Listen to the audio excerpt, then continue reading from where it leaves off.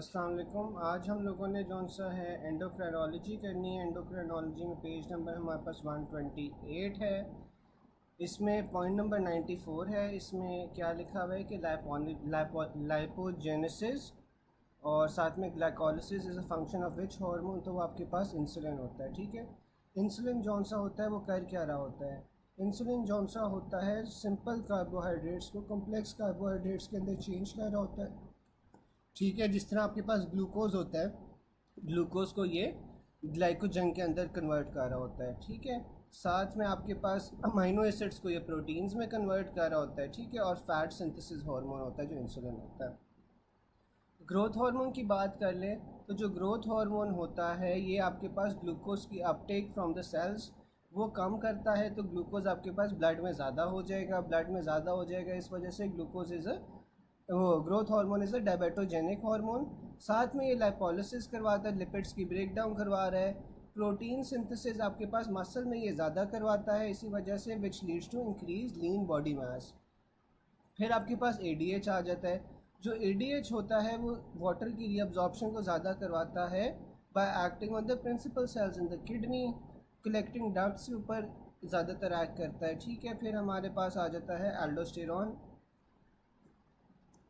जो एल्डोस्टेरॉन होता है वो प्रिंसिपल सेल से सोडियम की रीअब्जॉर्प्शन करवा रहा होता है, जबकि पोटेशियम की एक्सक्रीशन करवा रहा होता है फ्रॉम द प्रिंसिपल सेल्स, और हाइड्रोजन की सिक्रीशन करवा रहा होता है फ्रॉम द इंटरकलेटेड सेल्स। ठीक है, फिर हमारे पास थायराइड हार्मोन आ जाता है।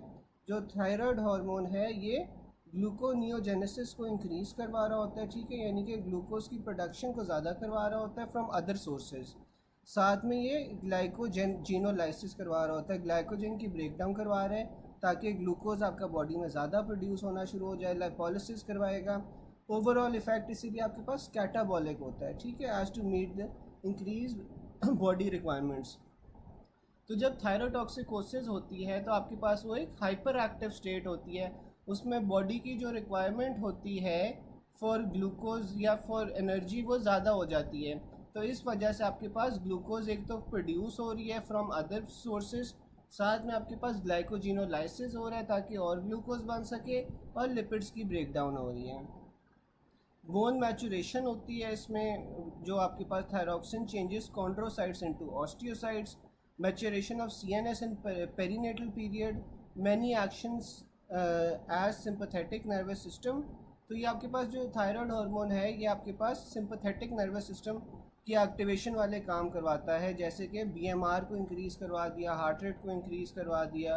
ये हाई आउटपुट कार्डिक फेलियर करवा सकता है, causing uncoupling of oxidative phosphorylation with heat production. ठीक है, फिर आपके पास ग्लूकोकॉर्टिकॉइड्स आ जाते हैं। अब जो ग्लूकोकॉर्टिकॉइड्स हैं इनका ओवरऑल इफेक्ट क्या होता है कि ये ग्लूकोनियोजेनेसिस करवाते हैं। ठीक है, और ये इनका जो इफेक्ट होता है वो कैटाबॉलिक होता है। अब जो ग्लूकोकॉर्टिकॉइड्स हैं या स्टीरॉइड्स हैं ये आपके पास लाइपोलिसिस करवाएंगे, लिपिड्स की ब्रेक डाउन करवाएंगे, ग्लूकोज के अपटेक को कम करेंगे। अगर ग्लूकोज के अपटेक को कम करेंगे तो आपके पास ब्लड में ग्लूकोज बढ़ जाएगा। जो कॉर्टिसोल है, कॉर्टिसोल आपके पास एक्स्ट्रा हेपेटिक प्रोटीन कैटाबॉलिज्म करवा रहा होता है, यानी कि जो आपके पास लिवर के बाहर वाली प्रोटीन है उसका ये ब्रेक डाउन करवा रहा है, जबकि हेपेटिक प्रोटीन एनाबॉलिज्म करवा रहा होता है। लिवर के अंदर ही आपके पास प्रोटीन्स बना रहा होता है। ACTH जौन सा होता है that is the hormone of stress. फिर आपके पास आ जाते हैं insulin, which hormone causes protein fat और कार्बोहाइड्रेट स्टोरेज, तो वो आपके पास इंसुलिन होती है। Ketogenesis occurs due to insulin deficiency. ठीक है, जिस तरह DKA में होता है, डायबिटिक कीटोएसिडोसिस में होता है, उसमें आपके पास कीटोन बॉडीज़ बन रही होती हैं। और कीटोन बॉडीज़ क्यों बन रही होती हैं? क्योंकि इंसुलिन की डिफिशिएंसी होती है। Which hormone inhibits hormone sensitive lipase, तो आपके पास इंसुलिन जौन सा होता है वो हार्मोन सेंसिटिव लाइपेज को इनहिबिट कर रहा होता है। Which of the following hormone acts on the anterior pituitary and lead to decreased release of growth hormone? तो आपके पास जो सोमैटोस्टैटिन होता है वो आपके पास इंटीरियर पिट्यूटरी पे एक्ट करता है, और इंटीरियर पिट्यूटरी पे एक्ट करने के बाद ये ग्रोथ हार्मोन की रिलीज को डिक्रीज कर देता है। Somatostatin inhibit anterior pituitary which hormone, तो आपके पास वो ग्रोथ हार्मोन को सोमैटोस्टैटिन इनहिबिट कर रहा है। Pain in abdomen pancreatic fistula is present in hospital somatostatin is given to patient. The role of somatostatin क्या होती है कि आपके पास वो सिक्रीशंस को कम करती है। Somatostatin acts on beta cells by paracrine action. Paracrine action क्या होता है, कोई बता सकता है चैट बॉक्स में? पैराक्राइन एक्शन क्या होता है?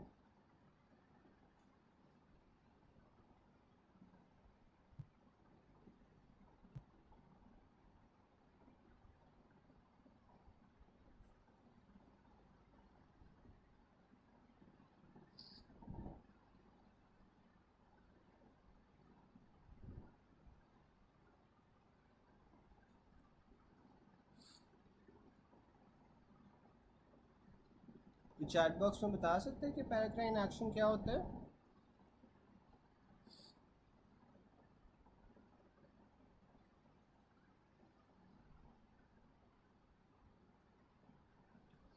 अच्छा, जो पैराक्राइन हार्मोन्स होते हैं ना, वो हार्मोन्स होते हैं बिल्कुल जैसे डॉक्टर अफसाना ने बताया है कि जो नेबरिंग सेल्स को ना इफ़ेक्ट करते हैं और नेबरिंग सेल्स के ऊपर अपना एक्शन प्रोड्यूस कर रहे होते हैं, ठीक है, तो उन्हें हम पैराक्राइन हार्मोन्स कहते हैं। फिर आपके पास आ जाता है विच इज़ एन इम्यूनोस्टिमुलेटरी हार्मोन। तो जो ग्रोथ हार्मोन होता है ना, वो इम्यूनोस्टिमुलेटरी होता है before puberty. For fetal brain maturation आपके पास थायराइड हार्मोन आ जाता है। Anabolic protein and catabolic on fats आपके पास ग्रोथ हार्मोन होता है। ग्रोथ हार्मोन प्रोटीन की सिंथेसिस को ज़्यादा कर रहा होता है, फैट्स को ब्रेक डाउन कर रहा होता है और लीन बॉडी मास को बढ़ा रहा होता है। Growth hormone decrease by somatomedins. Which hormone is increase during sleep as compare to wakefulness. तो आपके पास वो ग्रोथ हार्मोन आता है। इसमें आपके पास निमोनिक जौन सा होता है वो हैन आ जाता है। इसमें आपके पास हाइपोग्लाइसीमिया है, एक्सरसाइज है और फिर नॉन आरईएम स्लीप है, ठीक है, और अगर वो भी नहीं है तो फिर आप आरईएम स्लीप कर सकते हो, ठीक है।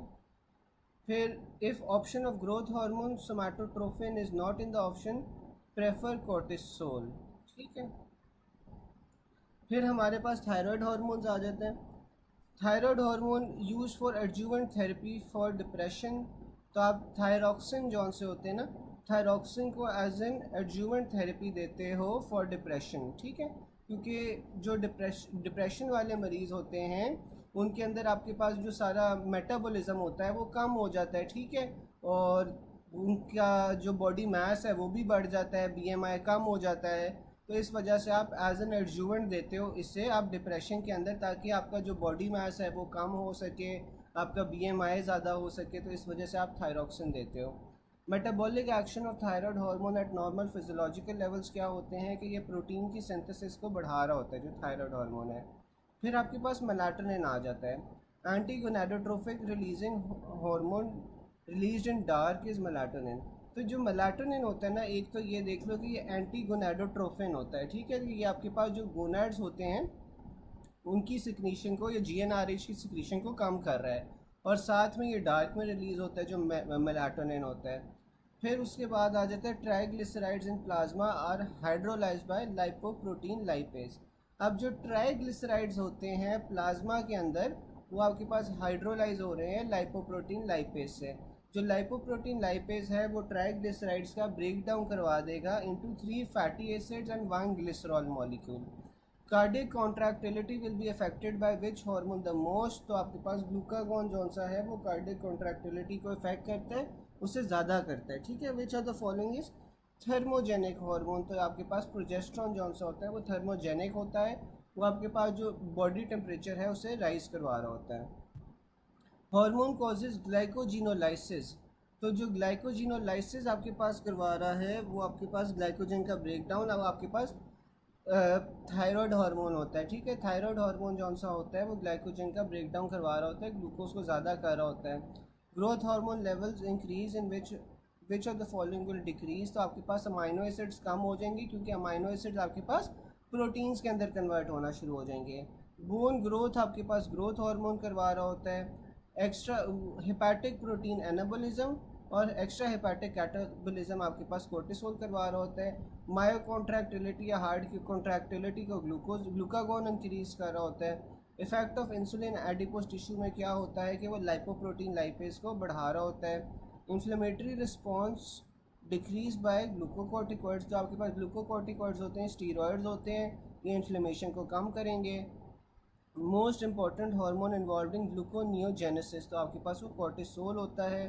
Increase in lymphocyte production and turnover is regulated by principal cells of thyroid. अच्छा यार, यहाँ तक किसी को कोई चीज़ ना समझ आई हो? कोई ऐसा पॉइंट है जो अभी तक किसी को नहीं समझ आया?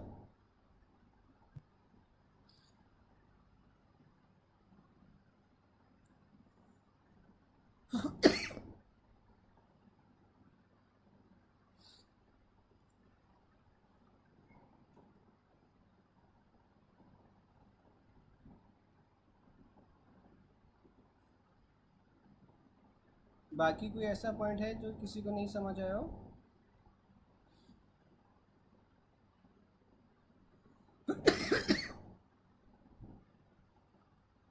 चलें, फिर आपके पास आ जाता है हार्मोन दैट एक्ट्स विया CAMP मैकेनिज्म, तो आपके पास वो थायराइड स्टिमुलेटिंग हार्मोन होता है।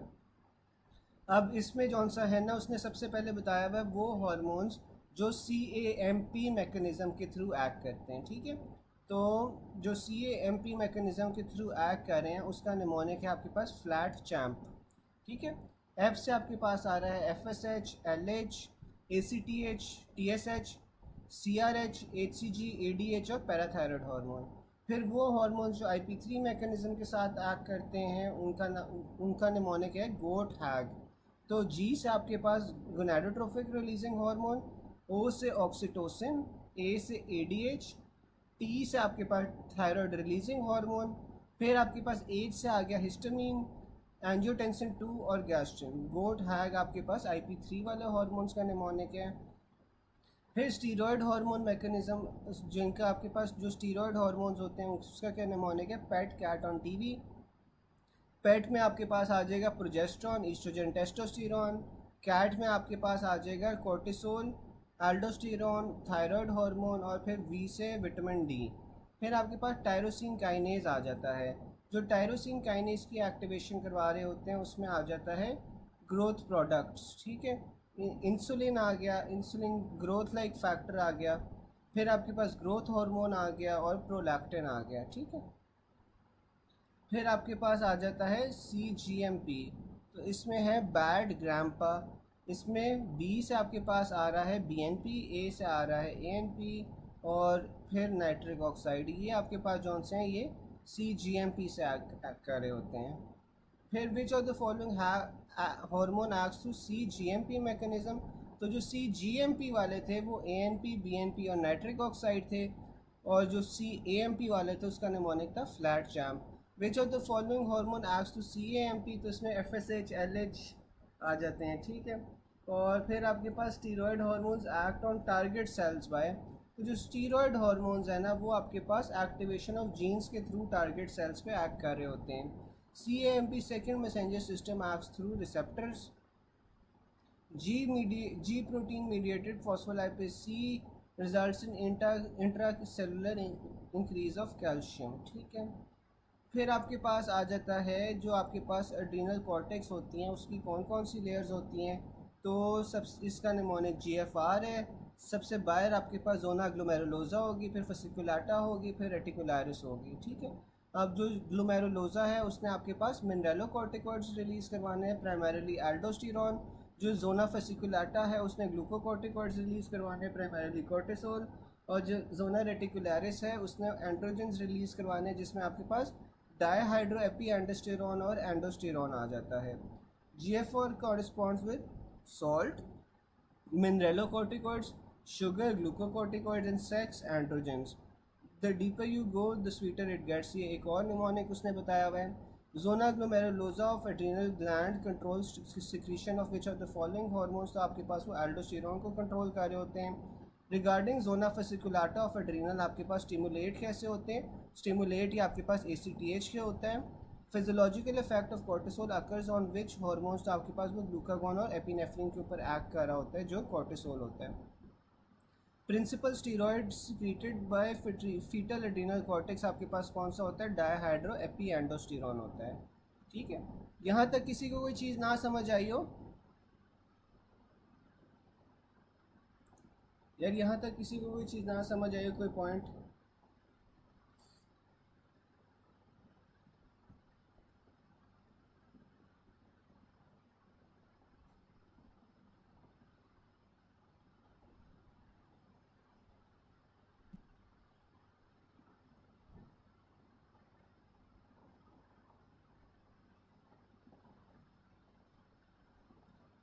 फिर आपके पास आ जाता है ल्यूटेनाइजिंग हार्मोन।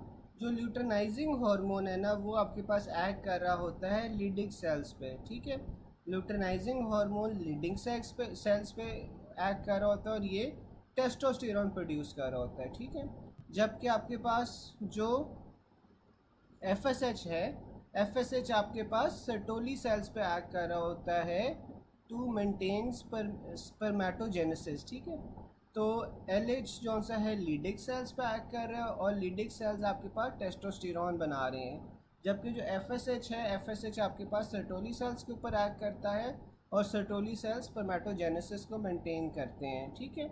इसके अलावा जो सर्टोली सेल्स होते हैं, they also secretes inhibin which is involved in the negative feedback of FSH, ठीक है। Testosterone is secreted by Leydig sales.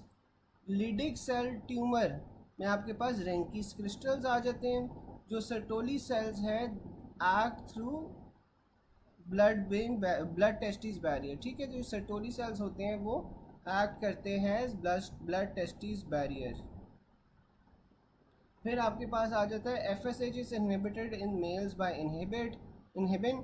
फिर आपके पास फंक्शन ऑफ सर्टोली सेल्स क्या आ जाता है। सर्टोली सेल्स आपके पास स्पर्मियोजेनेसिस करवा रहे होते हैं। अ tall man with normal fluid semen fluid secretion, लेकिन एजोस्पर्मिया स्पर्म नहीं बन रहा, तो आपके पास स्पर्मियोजेनेसिस क्या करवा रहे थे, सर्टोली सेल्स करवा रहे थे, तो उसमें फिर आपके पास डिफेक्ट आ जाएगा। A tall man with normal external genitalia married but had no kids, normal ejaculation period है लेकिन एजोस्पर्मिया है, तो सर्टोली सेल्स में डिफेक्ट होगा।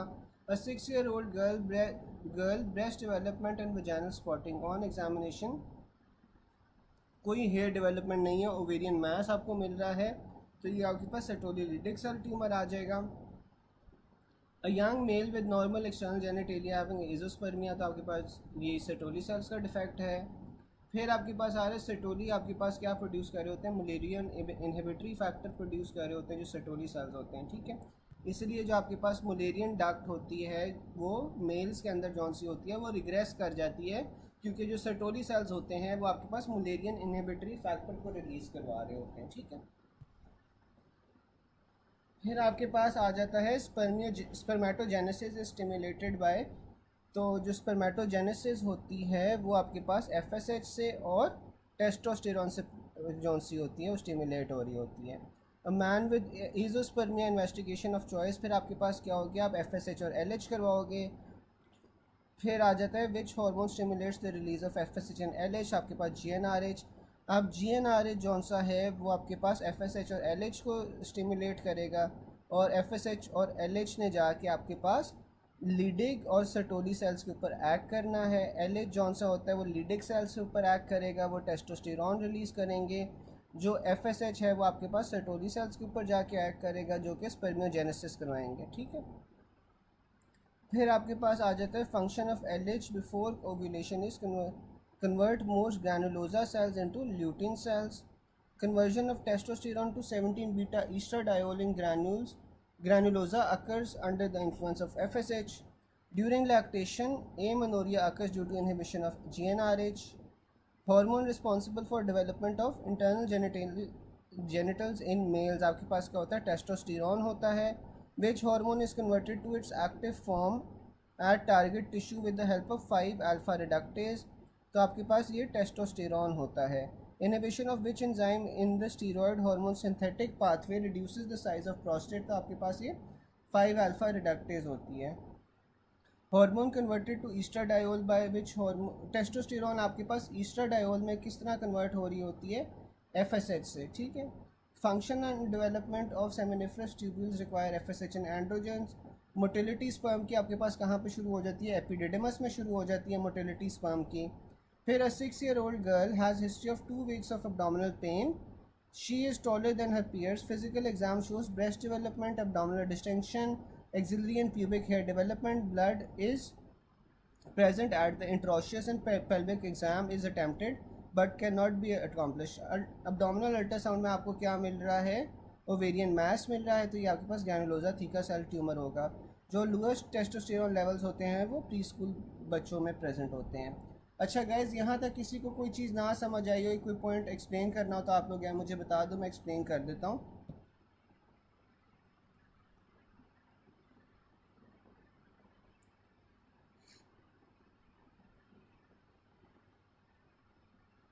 यहाँ तक कोई चीज़ ना समझ आई हो, एक पॉइंट एक्सप्लेन करना हो।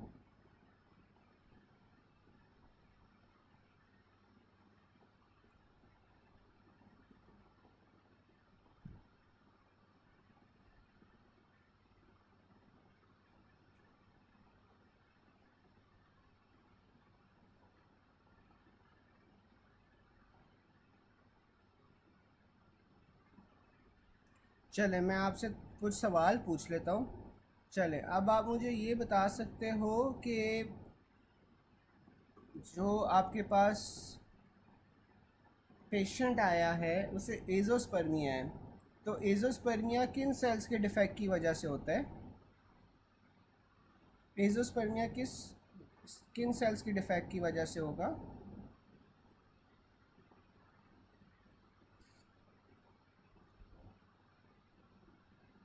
बिल्कुल सर्टोली सेल्स।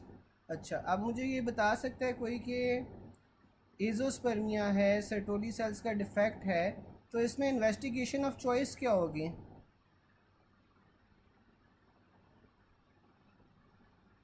इसमें इन्वेस्टिगेशन ऑफ चॉइस फिर क्या होगी?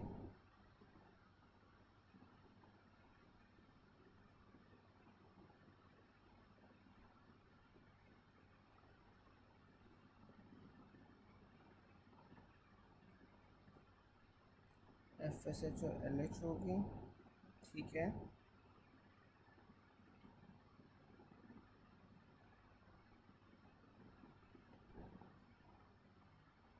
अच्छा अब मुझे कोई बता सकता है कि जो टेस्टोस्टेरोन कन्वर्ट होता है 17 बीटा ईस्ट्राडायोल के अंदर इन द ग्रैनुलोसा सेल्स, वो किसके इन्फ्लुएंस में होता है?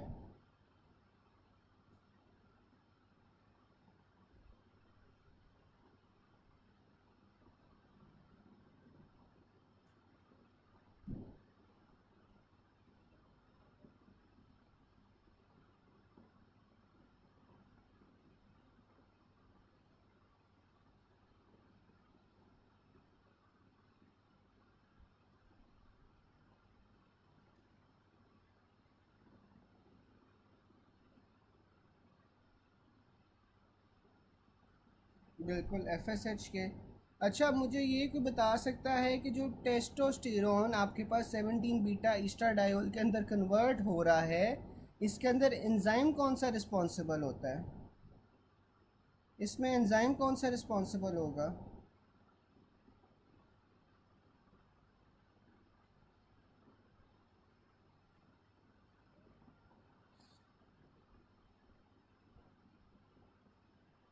टेस्टोस बिल्कुल अल्फा रिडक्टेज होता है। अच्छा अब आपके पास बिल्कुल। अच्छा अब आपके पास मुझे कोई ये बता सकता है कि इंटरनल जेनिटेलिया की डेवलपमेंट के लिए कौन सा हार्मोन रिस्पॉन्सिबल होता है? इंटरनल जेनिटेलिया की डेवलपमेंट के लिए कौन सा रिस्पॉन्सिबल होता है हार्मोन?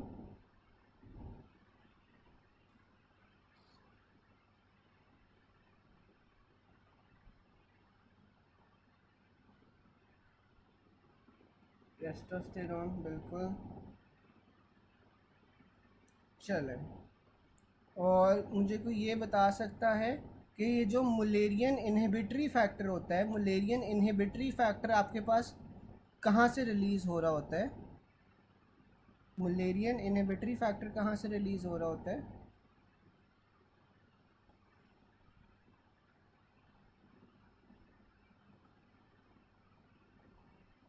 Sertoli cells.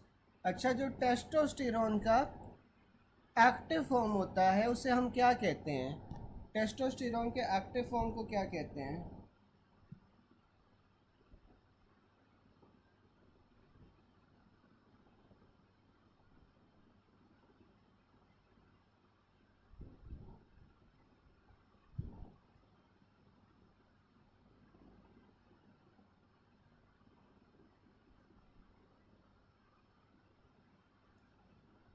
टेस्टोस्टेरोन के एक्टिव फॉर्म को क्या कहते हैं, कोई बता सकते हैं?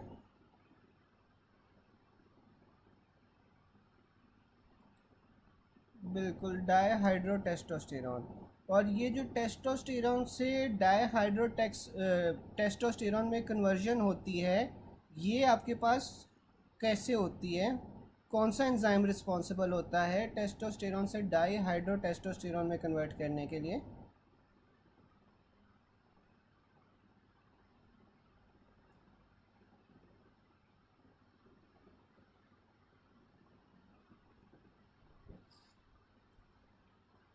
बिल्कुल, 5 अल्फा रिडक्टेज होता है। ठीक है, फिर हम आगे चलते हैं। अ 50-year-old female with normal living, what will happen post menopausal? तो जब पोस्ट मीनोपॉजल वुमेन होती हैं, उनमें आपके पास क्या होता है, एफएसएच और एलएच की जो कॉन्सेंट्रेशन होती है वो बढ़ जाती है।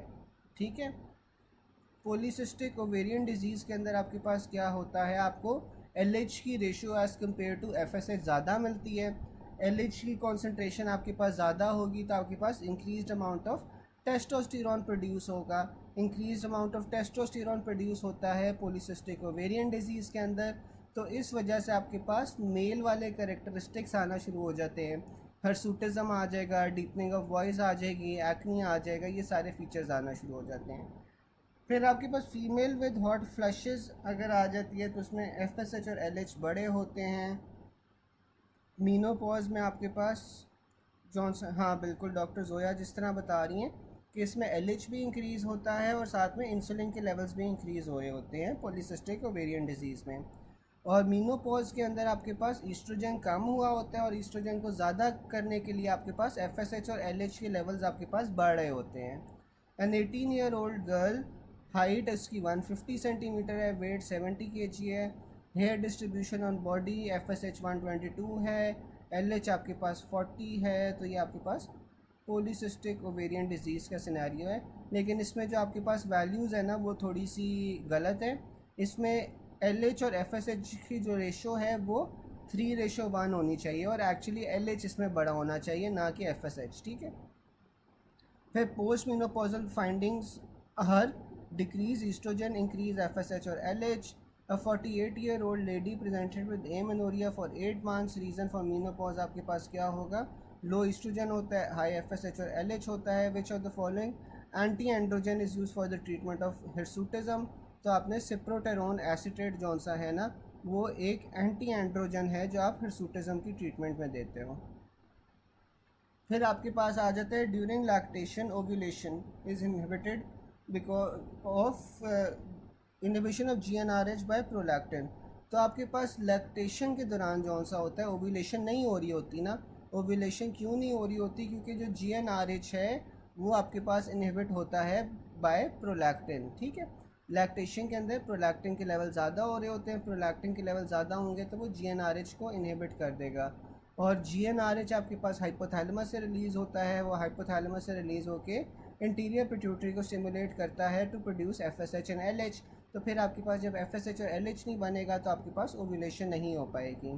Prolactin induces and maintains lactation and decreases reproductive function, जबकि जो ऑक्सीटोसिन होता है वो आपके पास मिल्क लेट डाउन के अंदर असिस्ट करता है और साथ में यूट्राइन कॉन्ट्रैक्शंस को प्रमोट कर रहा होता है। फिर आपके पास आ जाता है ovulation is suppressed as long as lactation continues because prolactin has the following in effects. तो जो प्रोलैक्टिन है वो हमने पढ़ा था कि जो हाइपोथैलेमिक गोनाडोट्रोफिक रिलीजिंग हार्मोन की सिक्रीशन है उससे कम कर देता है। जब वो कम हो जाएगी तो इंटीरियर पिट्यूटरी से एलएच एफएसएच नहीं निकलेगा। ठीक है, और उसका फिर वो ओवरीज पे एक्ट नहीं कर पाएगा। जो डोपामीन है, dopamine on the other hand inhibits prolactin. ठीक है, जो डोपामीन है वो प्रोलैक्टिन को इनहिबिट करता है। फिर आपके पास अच्छा, अब मुझे कोई बता सकता है कि अगर कोई इस तरह का आपके पास पेशेंट आ जाए जिसमें आपके पास एक्सेसिव मिल्क की प्रोडक्शन हो रही है तो उसमें फिर आप डोपामीन दे सकते हैं? अगर कोई ऐसा पेशेंट आ जाए जिसमें एक्सेसिव मिल्क की प्रोडक्शन हो रही हो तो फिर उसमें आप डोपामीन दे सकते हैं?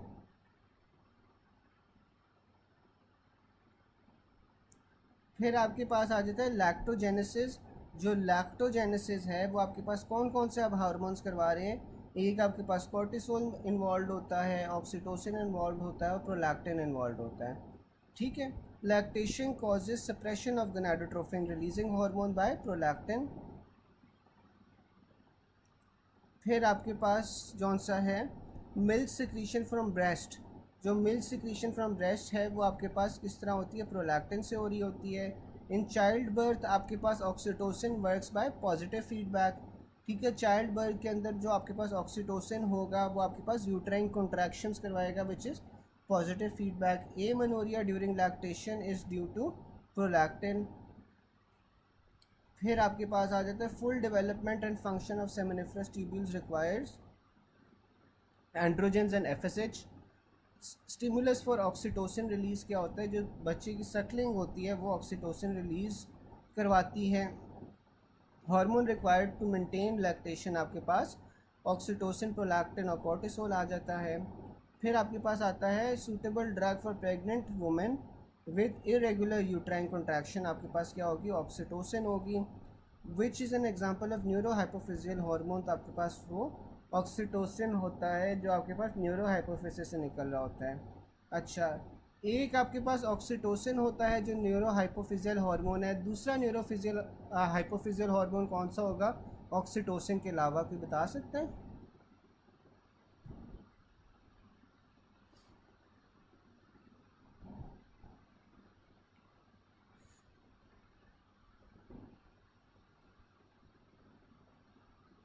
बिल्कुल ADH होता है। Use of oxytocin in obstetrics आपके पास क्या होता है, to augment uterine contraction. In late pregnancy uterus is more sensitive to oxytocin. A woman with 5-year-old baby now presents with complain of infertility, irregular menstruation with decrease blood flow and intermittent breast secretion. Hormone कौन सा responsible है, वो आपके पास prolactin है। Lactation के दौरान ovulation क्यों नहीं हो रही होती, प्रोलैक्टिन की वजह से। While lactation in pregnancy is inhibited by oestrogen. ठीक है, अब प्रेगनेंसी के अंदर तो लैक्टेशन नहीं हो रही होती ना। प्रेगनेंसी के अंदर क्यों नहीं लैक्टेशन हो रही होती, क्योंकि ईस्ट्रोजन जौन सा है वो इनहिबिट कर रहा होता है। आपको पता है कि प्रेगनेंसी के अंदर ईस्ट्रोजन के लेवल ज़्यादा हो जाते हैं और ईस्ट्रोजन जौन सा होता है फिर वो आपके पास लैक्टेशन को प्रिवेंट कर रहा होता है प्रेगनेंसी में। ब्रोमोक्रिप्टीन आपके पास causes decrease prolactin release from the pituitary. Dopamine has inhibitory effects on prolactin. It also comes as prolactinoma in female is due to decreased dopamine from the hypothalamus.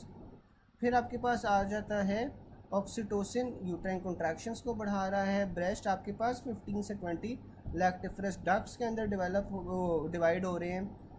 When beta HCG detected in urine तो आपके पास वो 10वें दिन पे होता है, blood में आपके पास 8वें दिन पे होता है। In the last trimester uterus जो सा होता है वो ज़्यादा सेंसिटिव होता है टू ऑक्सीटोसिन।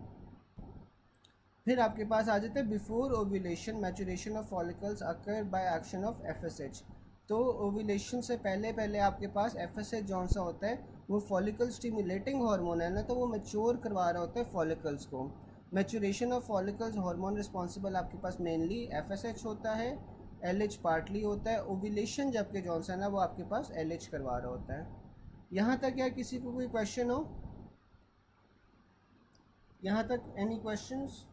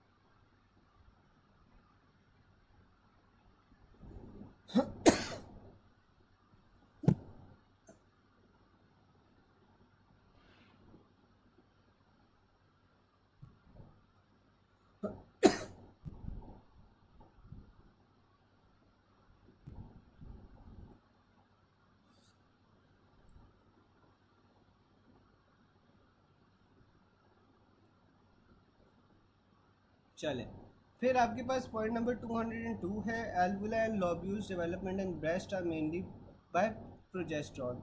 अब ये जो आपके पास एल्वुला और लॉब्यूल्स होते हैं ना ब्रेस्ट के अंदर, ये आपके पास प्रोजेस्टेरॉन से बन रहे होते हैं, ठीक है।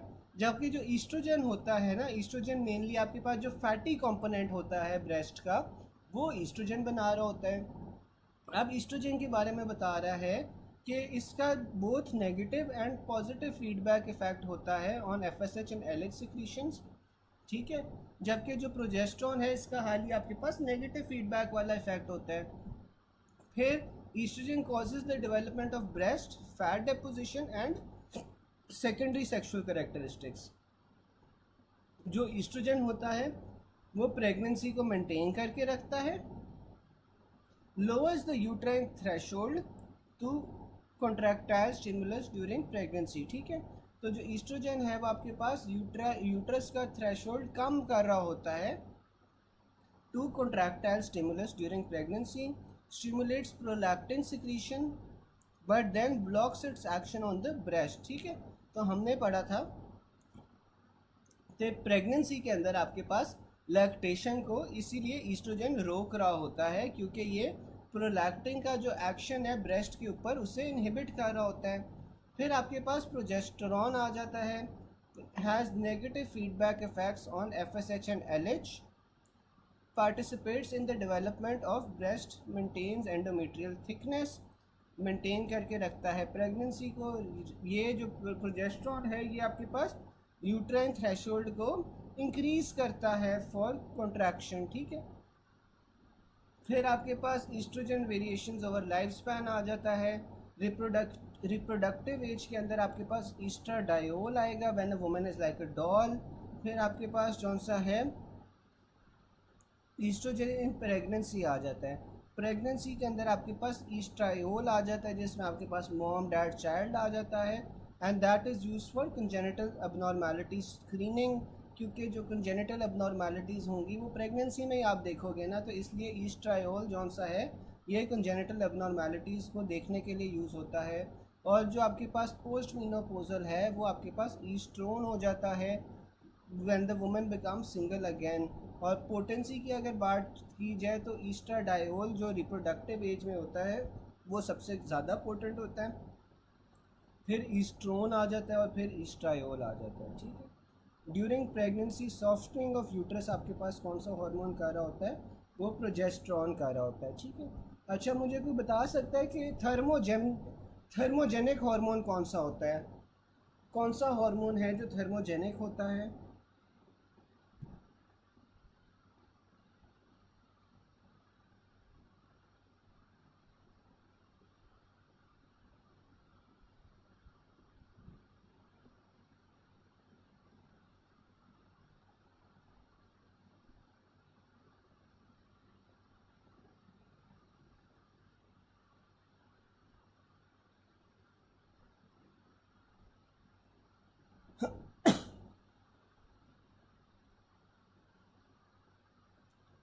थर्मोजेनिक हार्मोन प्रोजेस्टेरॉन होता है, बिल्कुल।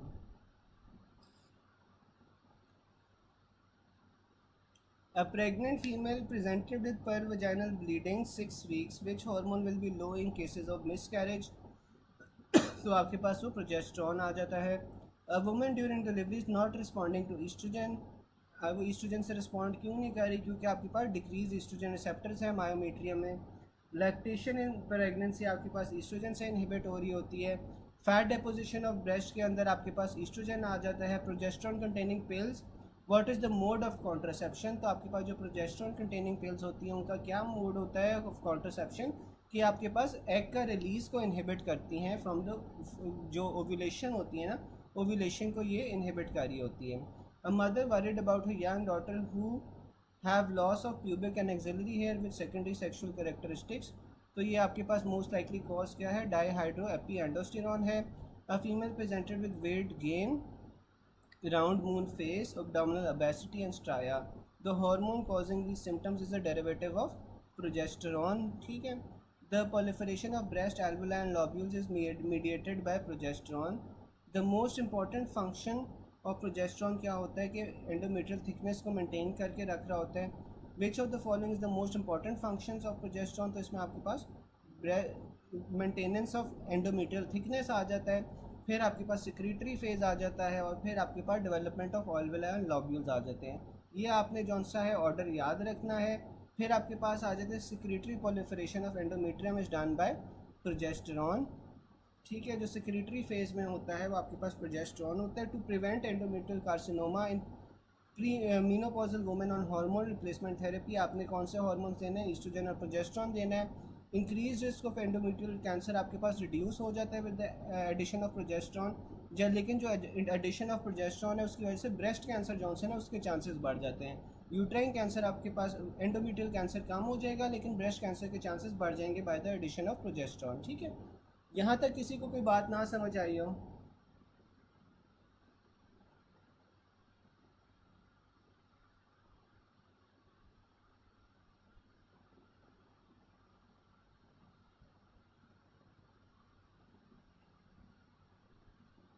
यहाँ तक किसी को कोई बात ना समझ आई हो?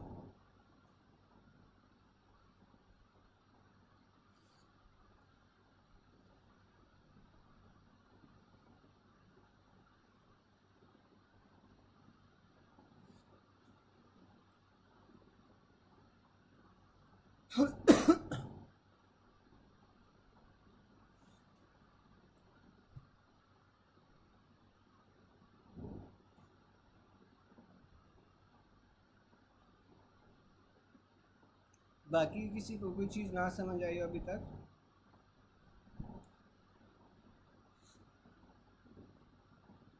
चलें, फिर आपके पास आ जाता है breast atrophy in adult female. तो जो अडल्ट फीमेल है अगर उसमें ब्रेस्ट एट्रोफी हो गई है तो आपके पास ईस्ट्रोजन और प्रोजेस्टेरॉन के लेवल्स कम होंगे। ठीक है, remember breast atrophy whether it is young female या adult female is caused by both estrogen and progesterone deficiency. अगर वो मेजर या मोस्ट कॉमन पूछ ले तो आपने फिर ईस्ट्रोजन को जौन सा है वो चूज़ करना है, क्योंकि ईस्ट्रोजन जौन सा होता है वो मेजर जो फैटी पार्ट होता है। अच्छा, ये दोनों पॉइंट्स कंफ्यूजिंग है, चलो मैं फिर से बता देता हूँ। अब देखो, जो आपके पास ब्रेस्ट की डेवलपमेंट होती है ना, ब्रेस्ट की डेवलपमेंट के अंदर आपके पास दो चीज़ें आ जाती हैं। ठीक है, अब दो चीज़ें कौन सी हैं? एक उसका जो फैट होता है या फैटी पार्ट होता है ब्रेस्ट का वो होता है, और दूसरा आपके पास लॉब्यूल्स और एल्वुलाई होते हैं जो मिल्क की सिक्रीशन या प्रोडक्शन वगैरह जहाँ पे हो रही होती है। ठीक है, तो आपके पास जो एल्वुलाई और लॉब्यूल्स है ना, इसकी डेवलपमेंट आपके पास प्रोजेस्टेरॉन से हो रही होती है, जबकि जो बाहर वाला फैट है वो सारा का सारा ईस्ट्रोजन से डेराइव हो रहा होता है। तो अगर वो पूछ ले कि आपके पास ब्रेस्ट एट्रोफी हो रही है, अच्छा ऊपर वाला पॉइंट नहीं समझ आ रहा था, चलो मैं ऊपर वाला भी समझा देता हूँ। अगर वो पूछ ले कि ब्रेस्ट एट्रोफी हो रही है तो ब्रेस्ट एट्रोफी के अंदर ये आपके पास दोनों हार्मोन्स रिस्पॉन्सिबल होंगे, ईस्ट्रोजन भी और प्रोजेस्टेरॉन भी। ठीक है, और अगर वो आपसे ये पूछ ले कि इसमें से मेजर रोल कौन सा प्ले करता है एट्रोफी के अंदर, तो वो आपके पास ईस्ट्रोजन होता है जो फैट डेपोजिशन करवा रहा था। फिर ऊपर वाला पॉइंट जौन सा है वो क्या है कि आपने हार्मोन रिप्लेसमेंट थेरेपी देनी है। अच्छा, अब जो पोस्ट मीनोपॉजल वुमेन होती हैं ना, उनमें क्या होता है, आपके पास ईस्ट्रोजन और प्रोजेस्टेरॉन के लेवल्स कम हो रहे होते हैं। ठीक है, क्योंकि जो ओवरीज होती हैं वो आपके पास ईस्ट्रोजन प्रोजेस्टेरॉन नहीं बना पाती। ऑन द अदर हैंड आपके पास FSH और LH के लेवल ज़्यादा होते हैं। ठीक है, तो अब ईस्ट्रोजन की कमी की वजह से ना आपके पास ये कुछ सिम्टम्स आना शुरू हो जाते हैं पोस्ट मीनोपॉजल वुमेन में। अब मुझे कोई बता सकता है कि ईस्ट्रोजन की कमी की वजह से पोस्ट मीनोपॉजल वुमेन के अंदर क्या सिम्टम्स आते हैं? कोई बता सकता है?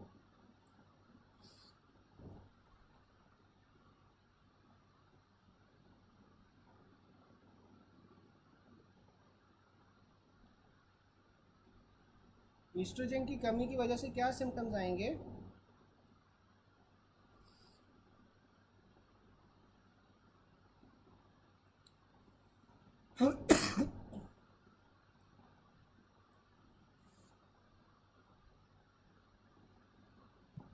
बिल्कुल, ऑस्टियोपोरोसिस जौन सा होता है वो मेजर आपके पास जौन सा है ना सिम्टम होता है जो ईस्ट्रोजन की कमी की वजह से आ रहा होता है। हाँ, फ्लशेस आ रहे होते हैं, ब्रेस्ट एट्रोफी होती है, ये सारी चीज़ें होती हैं। ठीक है, अच्छा, अब इसे प्रिवेंट करने के लिए ना फिर आप क्या करते हो, हार्मोन रिप्लेसमेंट थेरेपी करते हो। अब जो आप हार्मोन रिप्लेसमेंट थेरेपी करते हो ना, उसमें आप क्या करते हो, आप फिर बाहर से ईस्ट्रोजन और प्रोजेस्टेरॉन दे देते हो, ठीक है। उसके लिए आपने फिर बाहर से ईस्ट्रोजन और प्रोजेस्टेरॉन दे दिया। अब अगर आपने ईस्ट्रोजन के साथ साथ प्रोजेस्टेरॉन भी दिया है, तो प्रोजेस्टेरॉन का आपके पास जौन सा होता है, क्या काम होता है। प्रोजेस्टेरॉन अगर आप दोगे तो वो जो एंडोमेट्रियल कैंसर है उसके रिस्क को रिड्यूस कर देता है, जबकि ये ब्रेस्ट कैंसर के जो रिस्क होता है उससे वो इंक्रीज़ कर देता है, ठीक है। अगर आप प्रोजेस्टेरॉन देते हो तो वो आपके पास जौन सा है वो ब्रेस्ट कैंसर के रिस्क को इंक्रीज़ कर देता है और एंडोमेट्रियल कैंसर के रिस्क को कम कर देता है, ठीक है। मुझे एक सेकंड यार ज़रा देना, मैं पानी वगैरह पी लूँ।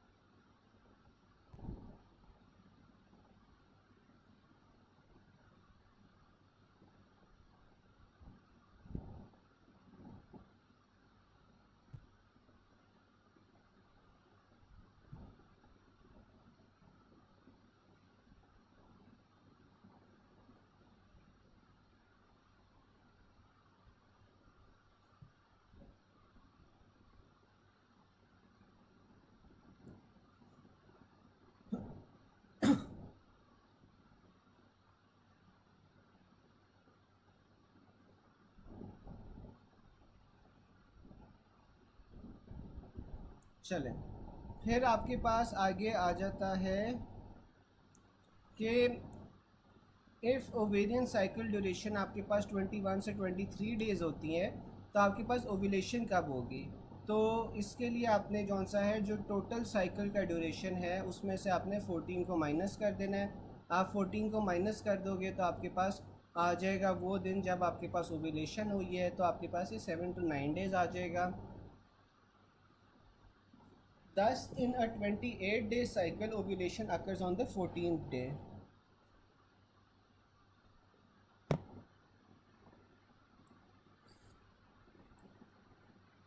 फिर आपके पास आ जाता है अगर 35 डेज़ की साइकिल होगी तो 35 डेज़ के अंदर ओव्यूलेशन कब होगी, 21st डे के ऊपर।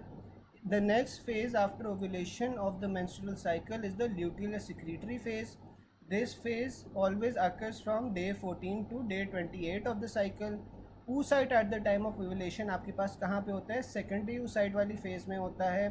During ovulation what kind of oocyte is release, तो आपके पास सेकेंडरी oocyte रिलीज होता है।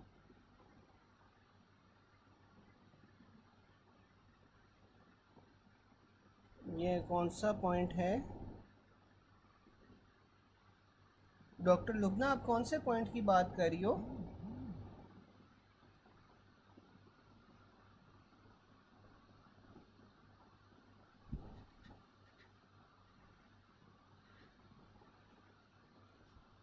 डॉक्टर लुबना कौन से पॉइंट की आप बात कर रहे हो।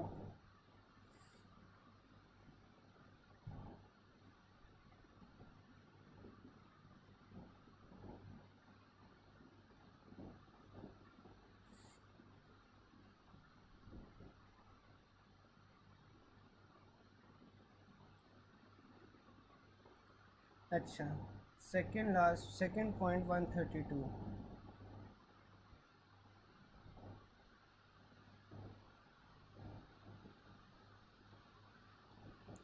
टेबल से सेकेंड पॉइंट,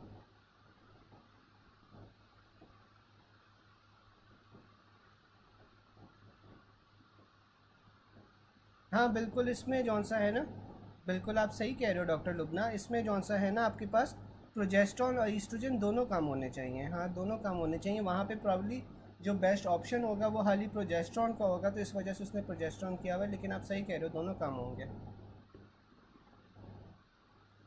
फिर आपके पास आ जाता है जो फर्स्ट न्यूरोटिक डिवीजन होती है वो आपके पास कंप्लीट हो वो अकर होती है फ्यू आवर्स बिफोर ओव्यूलेशन। जो आपके पास फीमेल पेशेंट होती है with primary infertility, most reliable indicator of ovulation आपके पास क्या होता है कि जो फर्न टेस्ट होता है वो नेगेटिव हो जाता है। What is the definitive evidence for ovulation, आपके पास क्या होती है, फर्निंग ऑफ सर्वाइकल म्यूकोजा आ जाती है। A female married age 18 years presented with amenorrhoea of 8 weeks and beta HCG is negative. Physical examination में आपको कोई एबनॉर्मेलिटी नहीं मिली तो कॉज क्या होगा, एन ओव्यूलेशन होगी। फिर आपके पास आ रहा है 16-year-old married female having history of 8 weeks amenorrhoea, her pregnancy test is negative, physical findings are near to normal, तो आपके पास क्या डायग्नोसिस बनेगा, एन ओव्यूलेशन बनेगी।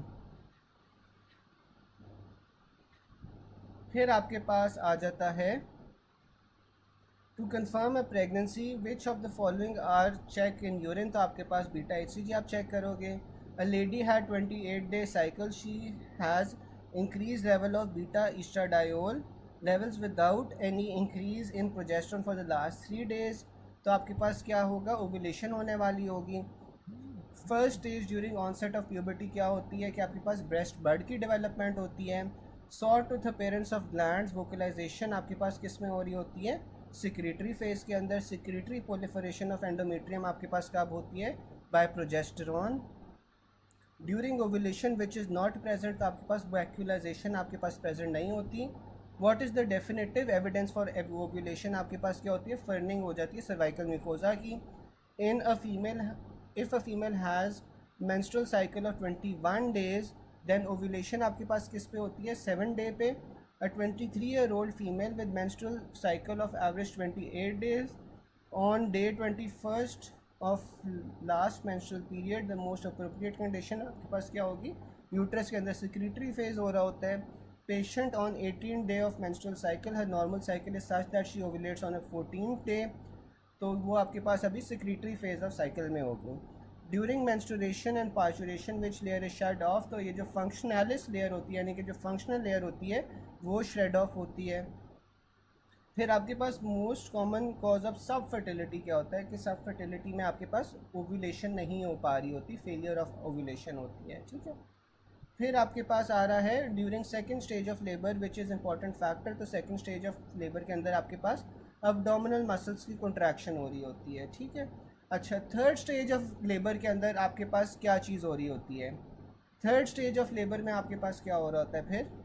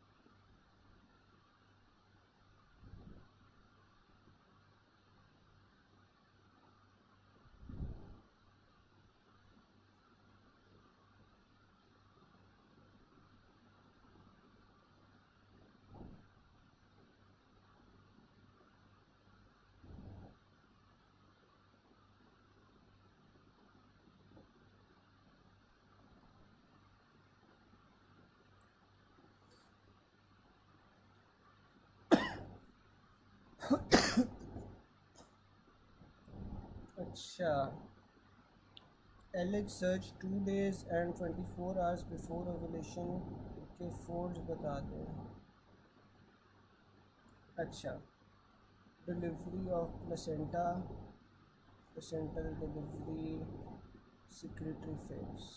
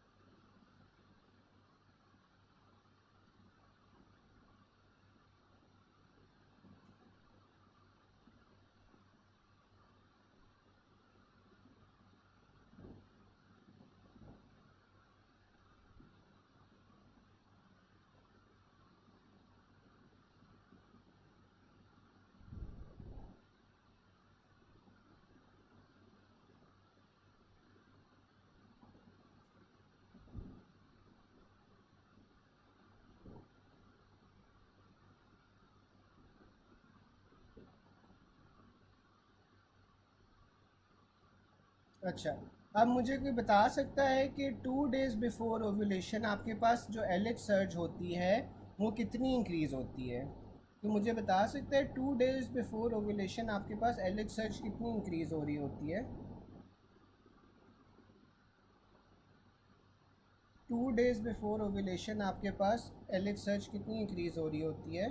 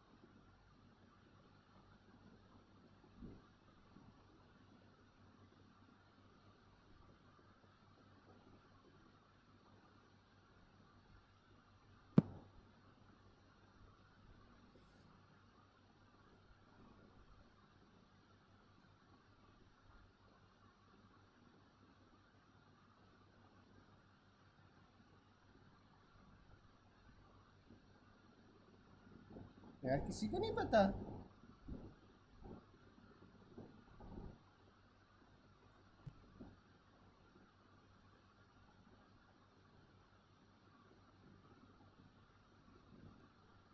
8 to 10 फोल्ड्स होती है, ठीक है। 2 दिन पहले आपके पास जौन सी होती है वो 8 to 10 फोल्ड्स इंक्रीज़ हो रही होती है, ठीक है। 8 to 10 फोल्ड्स आपके पास इंक्रीज़ हो रही होती है 2 दिन पहले।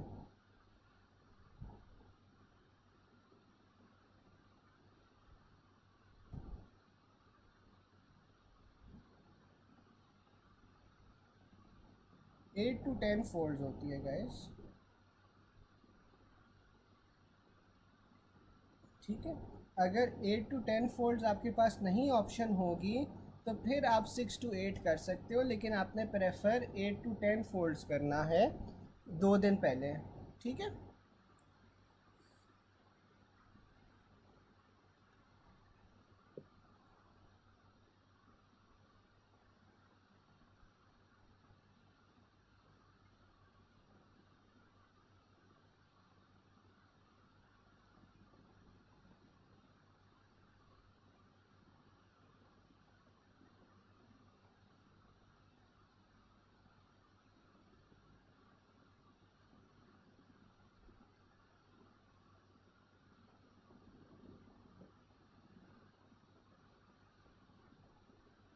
24 आवर्स का आई एम नॉट श्योर, 2 दिन का ही आता है।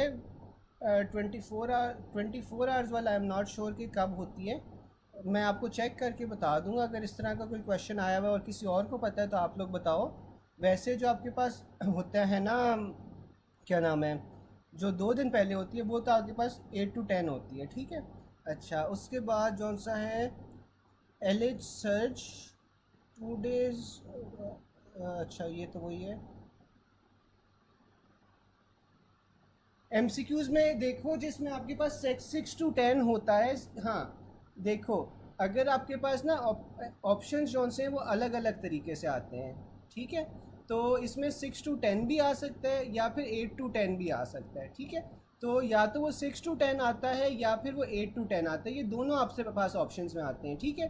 तो जो 8 to 10 वाला होता है ना, उसमें दो ऑप्शंस होते हैं, या तो 6 to 8 होता है या फिर 8 to 10 होता है। तो आपने उसके अंदर जौन सा है ना फिर 8 to 10 चूज़ करना है, ठीक है। अगर ये ऑप्शन में नहीं होगा तो फिर आपके पास 6 to 10 होगा, तो फिर उसमें आप 6 to 10 भी चूज़ कर सकते हो। तो ये दोनों तरीके से ऑप्शंस आते हैं, ठीक है। ये दोनों ऑप्शंस आते हैं। अच्छा, मैं ना आप लोगों को एक सेकंड दें, मैं आपको एमसीक्यूज़ ना भेज भी देता हूँ जो एमसीक्यूज़ आते हैं।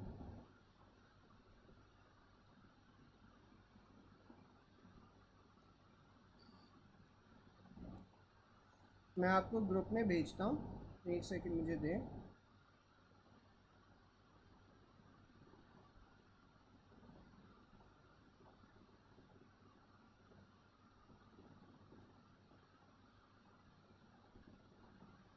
अब ये देखो, जो मैंने ये वाला ऑप्शन भेजा है, ये जो एमसीक्यू भेजा है, इसके अंदर आपके पास फिर क्या ऑप्शन होना चाहिए? ठीक है, इसमें आपके पास फिर 8 to 10 होना चाहिए। ठीक है, अगर इस तरह का ऑप्शन नहीं होगा तो आपके पास दूसरा ऑप्शन क्या होता है, दूसरा एमसीक्यू आपके पास ये आता है, ये वाला।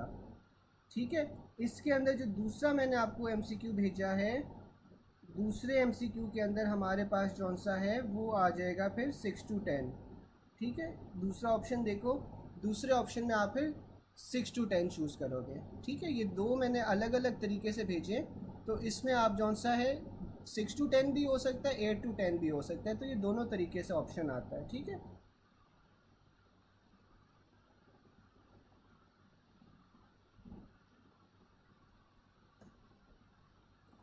फिर आपके पास जौन सा है ना वैक्यूलाइजेशन वाला पॉइंट।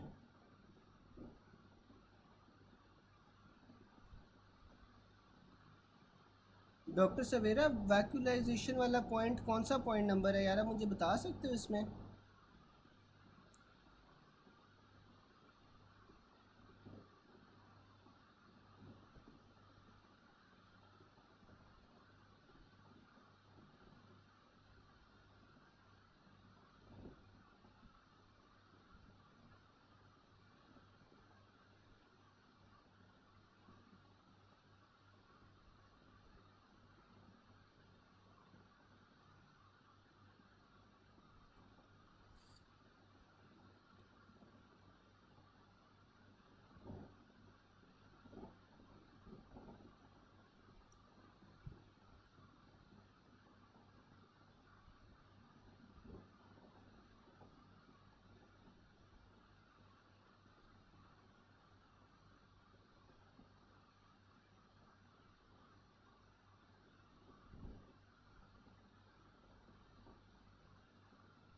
अच्छा, ये जो वैक्यूलाइजेशन है ना, ये बेसिकली आपके पास क्या होता है, ये आपके पास अपेरेंस होती है जब आपके पास जो ग्लैंड्स की सिक्रीशंस है ना, वो आपके पास इंक्रीज़ हो जाती हैं। जब ग्लैंड्स की सिक्रीशंस इंक्रीज़ हो जाती हैं तो उसके अंदर आपके पास ये वैक्यूलाइजेशन होती है।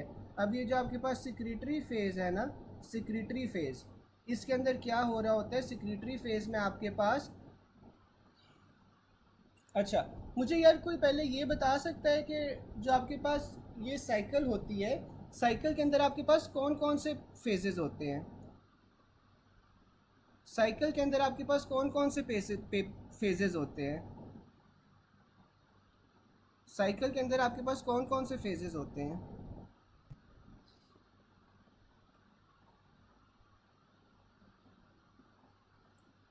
4 फेजेस होते हैं, कौन कौन से होते हैं?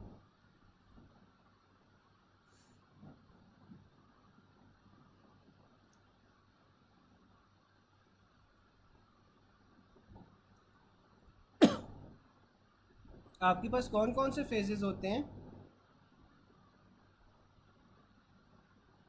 अच्छा, हाँ, अब जिस तरह डॉक्टर कॉकब ने बताया है, एक मेंस्ट्रुएशन फेज़ होगा, एक फॉलिकुलर फेज़ होगा, एक ओव्यूलेशन होगा, एक सिक्रेटरी फेज़ होगा। ठीक है, अब मेंस्ट्रुएशन के अंदर क्या हो रहा होता है, अब जो मेंस्ट्रुएशन होती है ना, उसके अंदर आपके पास जो एंडोमेट्रियल लेयर है, बेसिकली जो फंक्शनैलिस लेयर है ना, वो श्रेड ऑफ हो रही होती है, वो श्रेड ऑफ हो रही होती है, फिर फॉलिकुलर फेज़ आ जाती है।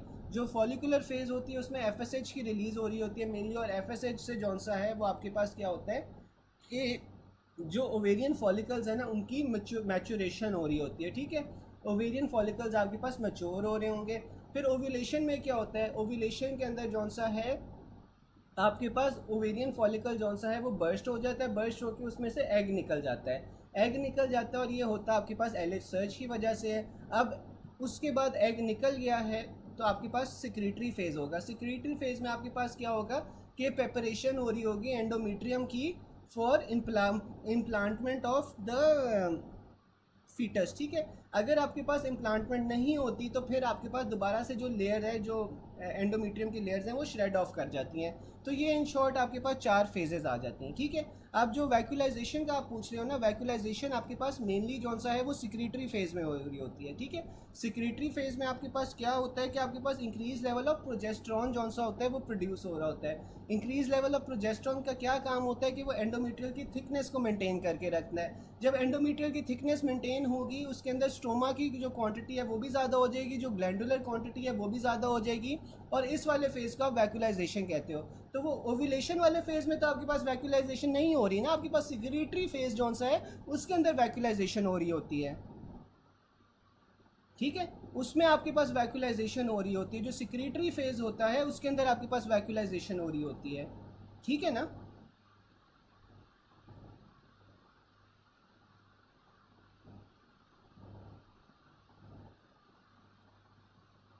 डॉक्टर लुबना, आपको और डॉक्टर सवेरा, आपको समझ आ गई ये वाली बात, ठीक है। तो ये जो वैक्यूलाइजेशन है, सिक्रीशंस हैं, ब्लड वेसल्स नई बन जाती हैं, ये सारी चीज़ें आपके पास सिक्रीटरी फेज में हो रही होती हैं जब इम्प्लांटमेंट होनी होती है फीटस की, ठीक है। ओव्यूलेशन में तो आपके पास सिंपली क्या हो रहा है कि एग जौन सा है वो ओवरी से रिलीज हो रहा है, ठीक है ना।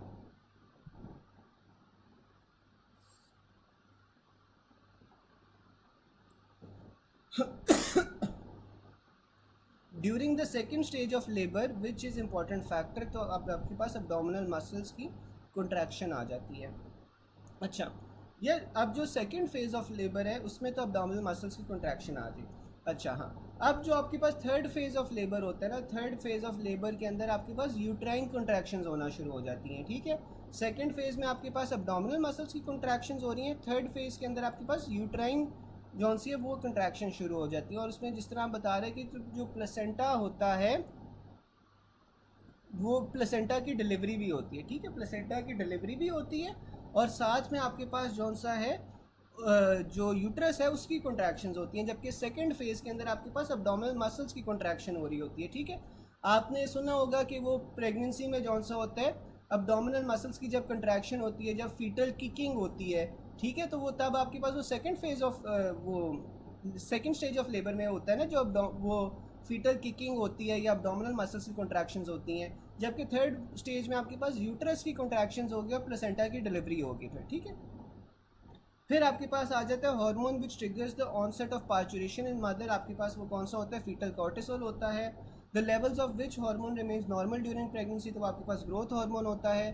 The blood levels of pregnant lady in second trimester will show normal levels of which hormone, तो आपके पास ग्रोथ हार्मोन के जो लेवल्स होते हैं वो थ्रू आउट प्रेगनेंसी नॉर्मल रहते हैं।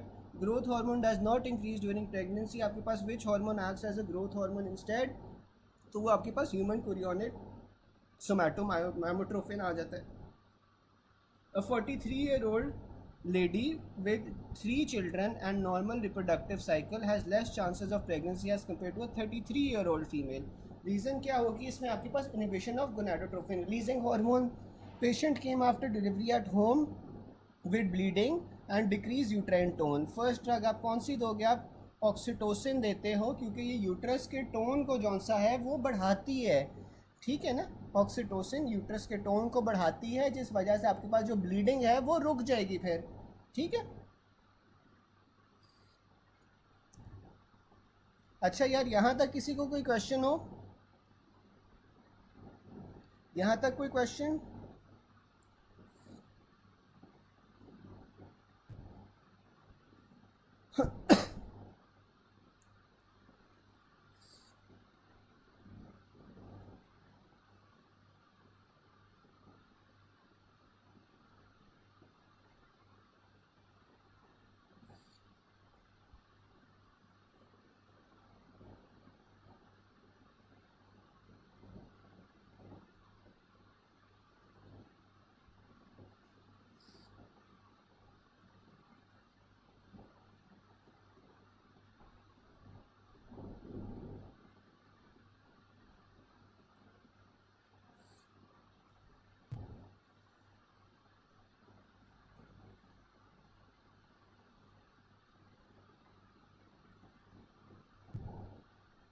चलो, फिर आपके पास यार ये डिसऑर्डर्स आ रहे हैं, ठीक है। इनमें सबसे पहले डिहाइड्रेशन आ जाती है। अब जो डिहाइड्रेशन है ना, डिहाइड्रेशन में आपके पास क्या होता है कि जो सोडियम के लेवल्स हैं वो ज़्यादा हो जाते हैं, सीरम ऑस्मोलैरिटी भी ज़्यादा हो जाती है और यूरिन ऑस्मोलैरिटी भी ज़्यादा हो जाती है, ठीक है। तो डिहाइड्रेशन में जब आप पानी नहीं पियोगे तो आपके पास सोडियम लेवल्स बढ़े होंगे। सोडियम लेवल्स बढ़ने के साथ साथ आपके पास जौन सा है वो सीरम ऑस्मोलैरिटी भी बढ़ जाएगी, क्योंकि पानी आपके पास कम हो रहा है, और इस वजह से यूरिन ऑस्मोलैरिटी भी बढ़ जाएगी। यूरिन जौन सा है that will be more concentrated. फिर आपके पास डायबिटीज़ इंसिपिडस आ जाती है। जो डायबिटीज़ इंसिपिडस है इसके अंदर पानी का जो लेवल होता है वो ज़्यादा हो जाता है, सही है। जो आपके पास डायबिटीज़ इंसिपिडस है इसमें पानी का लेवल आपके पास ज़्यादा हो जाएगा। इसमें जो आपके पास सीरम सोडियम है वो भी इंक्रीज़ कर जाता है, सीरम ऑस्मोलैरिटी ज़्यादा हो जाती है, यूरिन की ऑस्मोलैरिटी कम हो जाती है। डायबिटीज़ इंसिपिडस के अंदर आपके पास डाइल्यूट यूरिन आता है, ठीक है। जब डाइल्यूट यूरिन आएगा तो आपके पास जो सिरम में पानी होगा, सिरम के अंदर पानी जौन सा है वो कम हो जाएगा, इस वजह से सिरम की ऑस्मोलैरिटी बढ़ जाएगी, सिरम में सोडियम की कॉन्सेंट्रेशन भी बढ़ जाएंगी, और जो यूरिन है वो आपके पास डाइल्यूटेड होगा। SI-ADH के अंदर क्या होता है कि excessive amounts of ADH release होना शुरू हो जाता है। जब excessive amounts of ADH release होना शुरू हो जाएगा तो वो सारा का सारा पानी जौन सा है वो रीअब्जॉर्ब हो जाएगा। जब सारा पानी आपके पास रीअब्जॉर्ब हो जाएगा तो यूरिन की ऑस्मोलैरिटी ज़्यादा हो जाएगी, यूरिन कॉन्सेंट्रेटेड होगा, जबकि जो सीरम की ऑस्मोलैरिटी है वो कम हो जाएगी और सोडियम आपके पास फिर डाइल्यूट हो जाएगा तो वो डिक्रीज़ हो जाएगा। हाइपर ऑस्मोलर ओवरहाइड्रेशन में वाटर डिप्रीवेशन होती है, which of the following will be seen in diabetes insipidus. तो डायबिटीज़ इंसिपिडस के अंदर आपके पास रिड्यूस यूरिन ऑस्मोलैरिटी होगी। How to differentiate between normal and SI-ADH, तो इसमें आपके पास आपने ADH लेवल्स करवा लेने, SI-ADH के अंदर ADH लेवल ज़्यादा होंगे। Scenario of decrease serum osmolarity and increase urine osmolarity, तो ये आपके पास SI-ADH होगा। यूरिन ऑस्मोलैरिटी 1200 है, प्लाज्मा ऑस्मोलैरिटी 300 है, डायग्नोसिस क्या है, वाटर डिप्रीवेशन है। फर्स्ट मेयोटिक डिवीजन आपके पास बिफोर ओव्यूलेशन हो रही होती है, few hours before ovulation. A female patient with primary infertility, most reliable indicator of ovulation क्या होता है कि फर्न टेस्ट आपके पास नेगेटिव हो जाता है। What is the definitive evidence for ovulation आपके पास, ये तो मेरे ख्याल से रिपीट हो रहा है सारा। हाँ ये आपके पास रिपीट हो गया है, एक सेकेंड। हाँ सॉरी, ये ना मैं दोबारा से शुरू कर रहा हूँ कि जो आपके पास हाइपर ऑस्मोलर ओवरहाइड्रेशन है ये आपके पास क्यों होती है, वाटर की डेप्रीवेशन की वजह से। Which of the following will be seen in diabetes insipidus, तो इसमें आपके पास रिड्यूस यूरिन ऑस्मोलैरिटी आ जाएगी। How to differentiate between normal and SI-ADH, तो इसमें ADH लेवल्स देखोगे। Scenario of decrease serum osmolarity और इंक्रीज यूरिन ऑस्मोलैरिटी, इसमें आपके पास SI-ADH होगा। यूरिन ऑस्मोलैरिटी अगर 1200 है, प्लाज्मा ऑस्मोलैरिटी 300 है, तो आपके पास वाटर डिप्रीवेशन का डायग्नोसिस बनेगा। जो नॉर्मल सीरम ऑस्मोलैरिटी होती है वो आपके पास 280 से 290 होती है। SI-ADH के अंदर आपके पास जो प्लाज्मा की ऑस्मोलैरिटी होती है वो लेस देन 280 होती है, ठीक है। तो ऊपर देखो आप कि आपके पास जो प्लाज्मा की ऑस्मोलैरिटी है वो बढ़ रही है, ठीक है, तो इस वजह से आपके पास वो वाटर डिप्रीवेशन है। Free negative water loss occurs in SI-ADH, ठीक है। SI-ADH के अंदर आपके पास नेगेटिव वाटर लॉस होता है, यानी कि यूरिन जौन सा है वो कॉन्सेंट्रेटेड होगा। Which factor would best distinguish an otherwise healthy person with severe water deprivation from a person with SI-ADH, तो आप उसमें सीरम ऑस्मोलैरिटी देखोगे। A 7-year-old presented with headache, sodium levels 110 है, यूरिन ऑस्मोलैरिटी 610 है, तो ये आप SI-ADH लेबल करोगे। Difference between normal people from SI-ADH क्या होता है, प्लाज्मा ब्लड ऑस्मोलैरिटी होती है।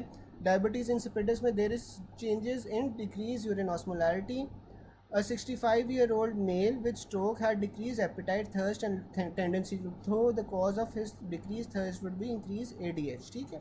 अच्छा, इन पॉइंट्स में से यार किसी को कोई पॉइंट ना समझ आया हो, इनमें से पॉइंट नंबर 207 में से कोई पॉइंट ना समझ आया हो,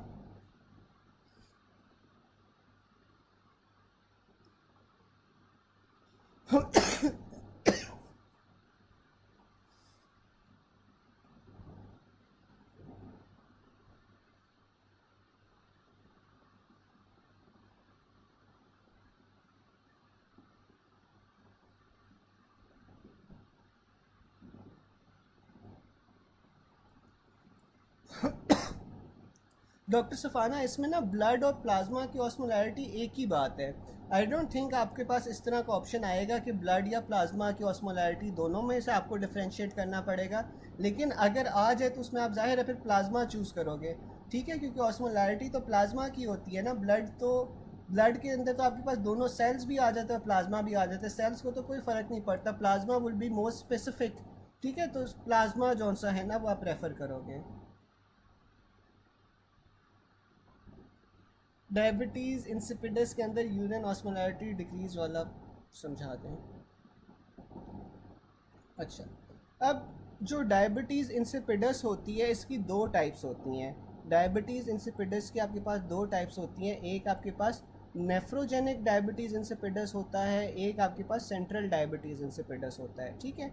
जो सेंट्रल डायबिटीज़ इंसिपिडस है वो आपके पास ब्रेन में किसी मसले मसाइल की वजह से होगा, और जो आपके पास नेफ्रोजेनिक डायबिटीज़ इंसिपिडस है वो आपके पास किडनी के मसले की वजह से होगा, ठीक है।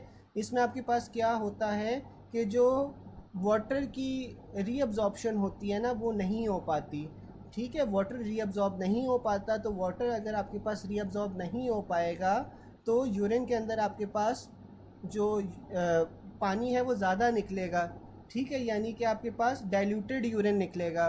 तो अगर आपके पास डाइल्यूटेड यूरिन निकलेगा तो यूरिन की ऑस्मोलैरिटी को क्या होना चाहिए, वो आपके पास डिक्रीज़ हो जाएगी। और ब्लड से सारा जो पानी है या प्लाज्मा से सारा पानी अगर आपके पास यूरिन में निकल गया है तो आपके पास जो ब्लड है वो कॉन्सेंट्रेटेड हो जाएगा, ठीक है। तो सीरम ऑस्मोलैरिटी को क्या होगा, सीरम ऑस्मोलैरिटी आपके पास बढ़ जाएगी, और सोडियम की ऑस्मोलैरिटी जौन सी है, सीरम सोडियम जौन सा है वो भी आपके पास बढ़ जाएगा, ठीक है। ब्लड ज़्यादा कॉन्सेंट्रेटेड हो रहा है क्योंकि सारा पानी जौन सा है वो यूरिन के अंदर ही निकल रहा है, ठीक है। डॉक्टर लुबना समझ आ गई?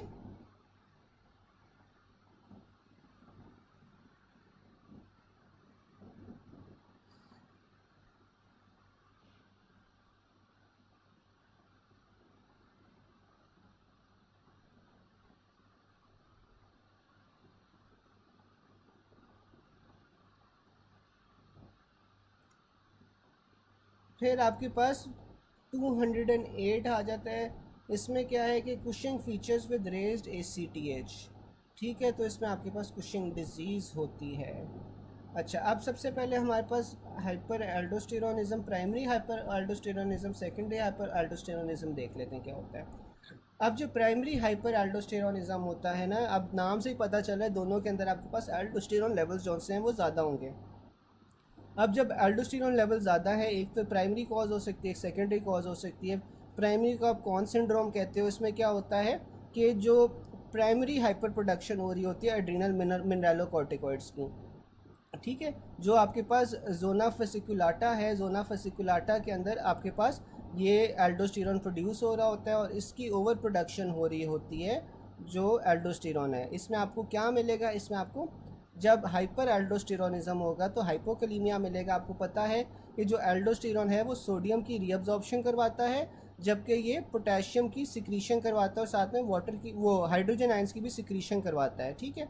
तो इसमें आपको हाइपोकलीमिया मिलेगा, सोडियम और वाटर की रीअब्जॉर्प्शन करवा रहा है तो हाइपरटेंशन मिलेगी। एल्डोस्टेरोन बड़ा होगा जबकि आपके पास रेनिन जौन सा है वो कम होगा। रेनिन कम क्यों होगा, आपके पास नेगेटिव फीडबैक की वजह से कम होगा। फिर आपके पास सेकेंडरी हाइपर एल्डोस्टेरोनिज्म आ जाता है। जो सेकेंडरी हाइपर एल्डोस्टेरोनिज्म है ये आपके पास सेकेंडरी होता है टू रीनल इस्कीमिया, ट्यूमर्स, ठीक है। तो इसमें आपके पास जौन सा है रेनिन के लेवल्स इंक्रीज़ होंगे, रेनिन के लेवल्स इंक्रीज़ होने की वजह से एल्डोस्टेरोन के लेवल्स भी इंक्रीज़ होंगे, ठीक है। अच्छा, अब मुझे बताओ कि अगर आपके पास रीनल आर्टरी स्टेनोसिस हो गया है तो उसमें आपके पास प्राइमरी हाइपर एल्डोस्टेरोनिज्म हो गया, सेकेंडरी हाइपर एल्डोस्टेरोनिज्म होगी रीनल आर्टरी स्टेनोसिस के अंदर।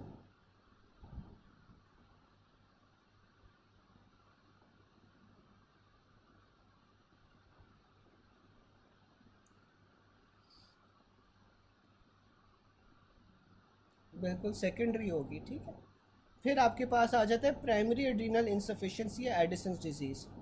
फिर आपके पास जो प्राइमरी एड्रीनल इंसफिशिएंसी या एडिसन्स डिजीज़ होती है इसमें आपके पास क्या हो रहा होता है, इसमें आपके पास जौन सा है वो हाइपोटेंशन होती है, ठीक है, ठीक है। जो प्राइमरी एड्रीनल इंसफिशिएंसी होती है या एडिसन्स डिजीज़ होती है इसमें क्या होता है कि आपके पास जो एड्रीनल ग्लैंड है वो अपने हार्मोन्स जो सा है वो सही तरह नहीं रिलीज़ कर पा रहा, ठीक है।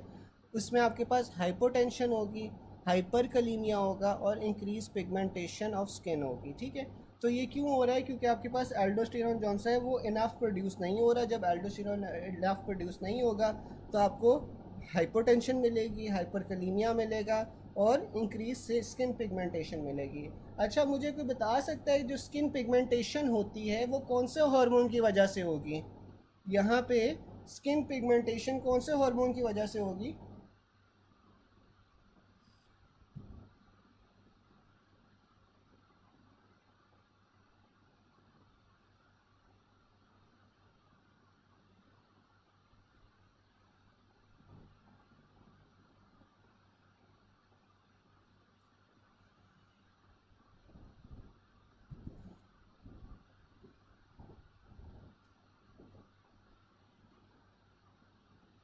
मेलेनिन का यहाँ पे क्या ताल्लुक है? तो मुझे बता सकते हैं कि मेलेनिन का यहाँ पे क्या ताल्लुक है जिस वजह से आपके पास स्किन पिगमेंटेशन हो रही है, जो लोग मेलेनिन कह रहे हैं? ACTH की वजह से होती है ना। ACTH जौन सा है वो आपके पास ज़्यादा हो जाता है, ठीक है। जो प्राइमरी एड्रीनल इंसफिशिएंसी है, ये मैंने आपको पहले आई थिंक बताया भी हुआ है कि जो आपके पास प्राइमरी एड्रीनल इंसफिशिएंसी होती है, इसमें क्योंकि आपके पास एल्डोस्टेरॉन नहीं प्रोड्यूस हो रहा तो आपके पास ACTH के लेवल जौन से ना वो बढ़ रहे हैं। ACTH के लेवल्स बढ़ते हैं, ACTH के लेवल्स आपके पास बढ़ते हैं और ACTH के लेवल्स जौन से हैं वो बढ़ के ना आपके पास स्किन के अंदर डिपॉजिट होना शुरू हो जाते हैं, जिस वजह से आपके पास हाइपर पिगमेंटेशन होती है, ठीक है। फिर आपके पास आ जाता है कुशिंग सिंड्रोम। अब जो कुशिंग सिंड्रोम है इसमें आपके पास क्या होता है? हाइपोकलीमिया होगा, नॉन स्पेसिफिक सेकेंडरी डायबिटीज़ होगी, हाइपरटेंशन होगी, ऑस्टियोपोरोसिस होगी, साथ में मोर स्पेसिफिक आपके पास क्या होगा? सेंट्रल ओबेसिटी होगी विद एक्सट्रीम वेस्टिंग, एक्सट्रीमिटीज़ में आपके पास जौन सी वेस्टिंग होगी, सेंटर में आपके पास ओबेसिटी होगी, मून फेसेस होती है, बफलो हम्प होती है। इसमें आपके पास जो सबसे स्पेसिफिक फाइंडिंग्स होती हैं वो क्या होती है कि स्पॉन्टेनियस ब्रूजिंग होना शुरू हो जाती है, स्किन स्ट्राया होते हैं और प्रॉक्सिमल मायोपैथी होती है। फिर वो कह रहा है कि कुशिंग सिंड्रोम और कुशिंग डिजीज़ के अंदर क्या फ़र्क होता है। जो कुशिंग डिजीज़ होती है उसमें आपके पास ACTH रेज्ड होता है, जबकि जो कुशिंग सिंड्रोम होता है उसमें आपके पास ACTH नहीं इंक्रीज़ होता। वो आपके पास जौन सा है कॉर्टेक्स की ही कोई ना कोई मसला होता है। कॉर्टेक्स के मसले की वजह से आपके पास कोर्टिसोल जौन सा है वो ज़्यादा प्रोड्यूस होना शुरू हो जाता है। उसमें नेगेटिव फीडबैक से आपके पास ACTH कम होगा, जबकि कुशिंग डिजीज़ के अंदर आपके पास कोई ट्यूमर वगैरह होगा पिट्यूटरी का, जिस वजह से ACTH जौन सा है वो रेज्ड हो रहा है। साइन ऑफ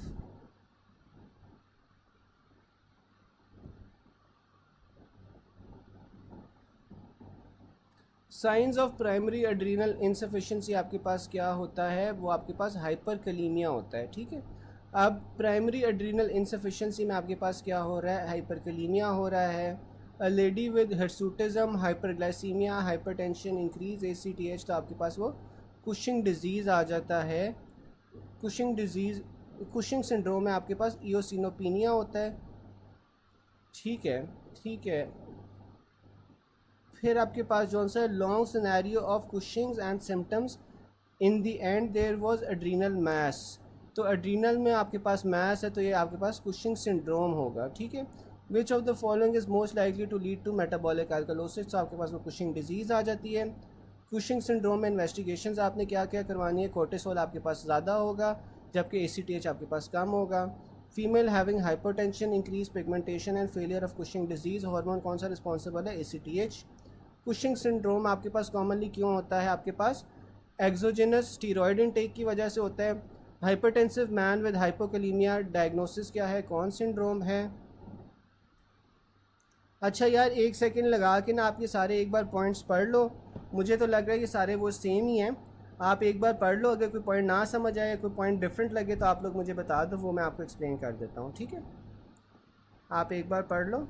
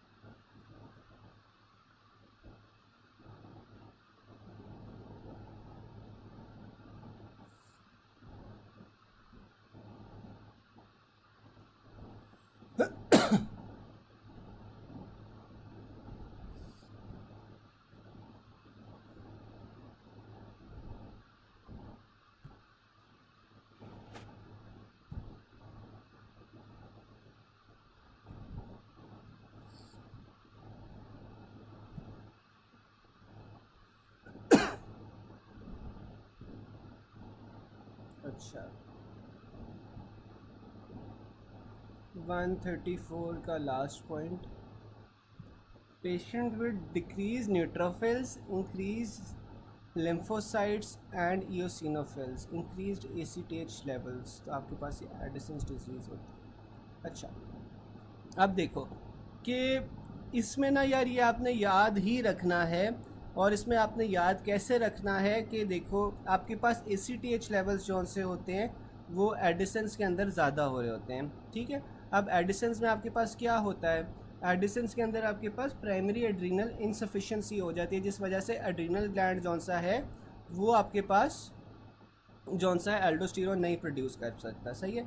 एल्डोस्टेरोन नहीं प्रोड्यूस करेगा तो इसलिए ACTH लेवल्स आपके पास ज़्यादा हो जाएंगे इन दी ऑर्डर कि वो आपके पास जौन सा है ना एल्डोस्टेरोन ज़्यादा करवा सकें। लेकिन आपके पास क्योंकि कॉर्टेक्स का मसला है या फिर आपके पास जौन सा है वो फेसिकुलाटा का मसला है, तो इस वजह से आपके पास जौन सा है वो एल्डोस्टेरोन नहीं रिलीज़ होगा। अब इसमें जो आप ब्लड सेल्स पूछ रहे हो या WBCs पूछ रहे हो तो ये आपने याद ही रखना है।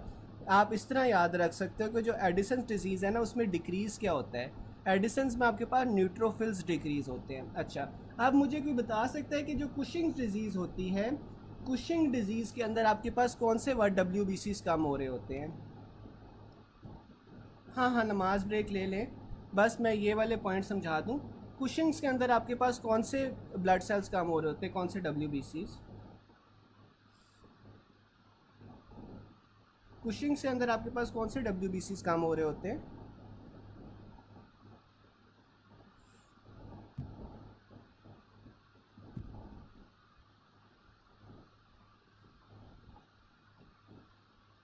कुशिंग डिजीज़ में आपके पास कौन से WBCs कम हो रहे होते हैं? हाँ इओसिनोफिल्स कम हो रहे होते हैं। तो ये आपने ना एज इट इज़ याद ही रखना है कि जो आपके पास एडिसन्स है ना, एडिसन्स में न्यूट्रोफिल्स कम हो रहे हैं और कुशिंग्स के अंदर इओसिनोफिल्स कम हो रहे हैं। फिर 134 का थर्ड लास्ट पॉइंट,